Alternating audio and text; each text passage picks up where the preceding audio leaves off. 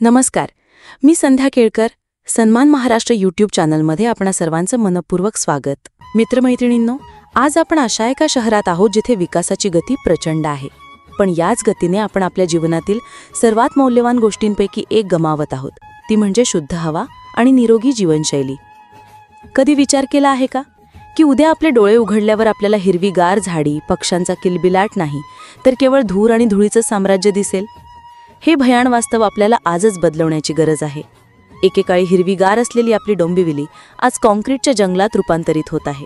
वाढतं प्रदूषण, जीवघेण्या उन्हाळ्याची लाट आणि आरोग्याला विळखा घालणारे आजार, हे सारं पाहून मन आतून हेलावून जातं. पण या अंधारातही एक आशेचा किरण दिसतोय, एक अशी ज्योत जी आपल्या डोंबिवलीला पुन्हा तिचा हिरवा साथ चढवण्याचं स्वप्न घेऊन पेटली आहे. डोंबिवली पश्चिम येथे शिवसेना जिल्हाप्रमुख माननीय श्री दीपेशजी म्हात्रे साहेब यांच्या दूरदृष्टीच्या मार्गदर्शनाखाली एका अत्यंत महत्त्वाच्या आणि हृदयस्पर्शी उपक्रमाची सुरुवात झाली आहे. तो म्हणजे पर्यावरण रक्षणाचा आणि हरित शहर निर्मितीचा वृक्षारोपण सोहळा. दीपेशजी म्हात्रे साहेब म्हणतात की प्रत्येक लावलेलं रोप हे फक्त एक झाड नाही, तर ते आपल्या उज्ज्वल भविष्यासाठी टाकलेलं एक हिरवं पाऊल आहे. शुद्ध हवा, सुंदर परिसर आणि निरोगी जीवनासाठी वृक्षारोपण ही आजच्या घडीची सर्वात मोठी गरज आहे. त्यांच्या या शब्दांतून त्यांची निसर्गाप्रती असलेली तळमळ आणि समाजासाठी काहीतरी करण्याची तीव्र इच्छा स्पष्ट दिसते. मित्रांनो, ही केवळ एक मोहीम नाही, तर आपल्या अस्तित्वासाठीची लढाई आहे.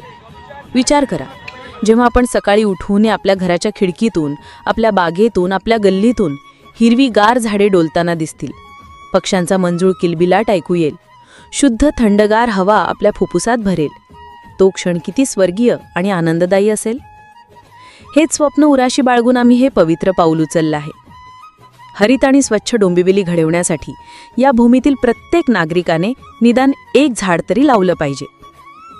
या कार्यक्रमात केवळ मोठे नेतेच नाहीत, तर समाजातील प्रत्येक स्तरातील लोक उत्स्फूर्तपणे सहभागी झाले होते.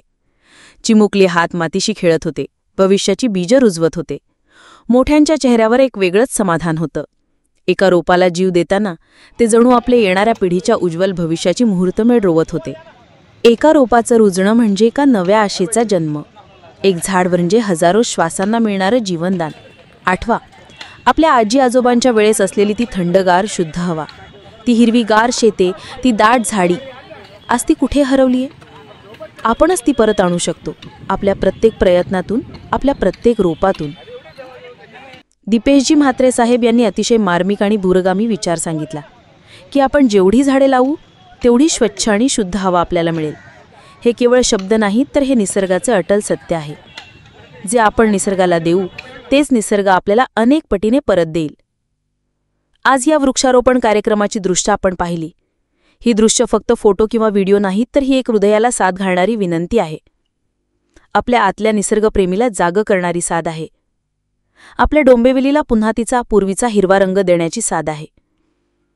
मित्रमैत्रिणींनो, कल्पना करा, आज आपण लावलेले हे छोटंसं रोप उद्या एक विशाल वृक्ष बनेल, ज्याच्या घनदाट सावलीत आपली मुलं बाळं आनंदाने खेळतील, ज्याच्या फळांनी त्यांचं पोट भरेल आणि ज्याच्या शुद्ध हवेमुळे त्यांचं आरोग्य निरोगी राहील. हे फक्त एक झाड नाही, तर हे त्यांच्यासाठी आपलं निस्सीम प्रेम आहे, आपल्या भावी पिढीसाठीचा अनमोल वारसा आहे. आजही आपल्याकडे वेळ आहे. आज आपण हा बदल घडवू शकतो. एक छोटीशी कृती, एक छोटासा प्रयत्न आपल्या डोंबिवलीचं चित्र कायमचं बदलू शकतो. चला तर मग या पवित्र कार्यात आपणही सहभागी होऊया.